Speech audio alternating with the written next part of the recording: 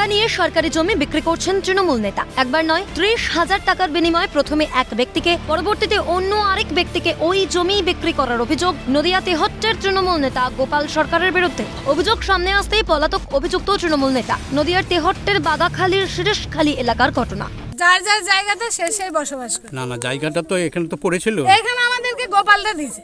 জানা যায়, জৈব সার তৈরির জন্য সরকারের তরফে বেছে নেওয়া হয়েছে তেহট্টের বাগাখালীর শিরিশখালী এলাকার ওই মাঠকে। সেই অনুযায়ী জমি অধিগ্রহণে গিয়ে জানা যাচ্ছে, গোপাল সরকার নামে এলাকারই এক তৃণমূল নেতা ইতিমধ্যেই নাকি বিক্রি করে ফেলেছেন সেই জমি।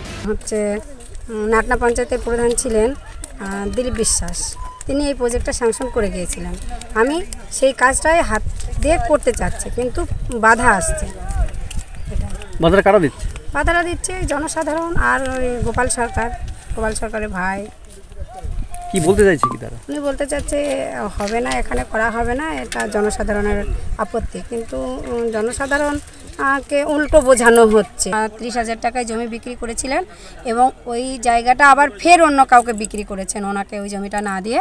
এবং সেই জায়গাতে যে দ্বিতীয় জন জমি কিনেছিলেন তেনাকে বসানো হয়েছে। কিন্তু এই জমিগুলো তো দেখা যাচ্ছে সরকারি জমি, তিনি কি বিক্রি করতে পারেন এইভাবে? আমি তো জানি পারি না, কিন্তু কেন হচ্ছে এটাই তো আমাদের কথা।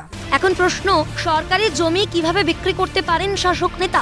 ভেতর অন্য ষড়যন্ত্র চলছে না তো? গোটা ঘটনায় কি মতামত প্রশাসনের? ওটা ছাড়াও আরেকটা জায়গার সন্ধান দিয়েছেন।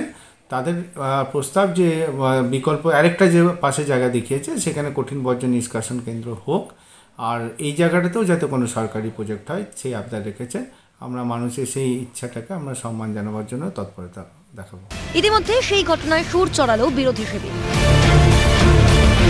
যখনই সরকারি প্রজেক্টে কোনো কিছু করতে যাচ্ছে, তারা যাদেরকে পয়সা দিয়েছে, যে তৃণমূলের জমি মাফিয়া, তাদের কাছে হামলা করছে। তারাই একটা প্রতিরোধ গড়ে তুলছে, ওর জায়গাটা একটা বিভ্রান্তির মধ্যে মানুষকে ফেলার চেষ্টা করছে। তৃণমূলের এত ক্ষমতা, সরকারি জমিও বিক্রি করে দেওয়া হচ্ছে রাতারাতি। এই আমলে আর কি দেখা যাবে, সেই নিয়েই বিস্ময় রাজ্যবাসী। নদিয়া থেকে তন্ময় ভট্টাচার্যের রিপোর্ট, ক্যালকাটা নিউজ।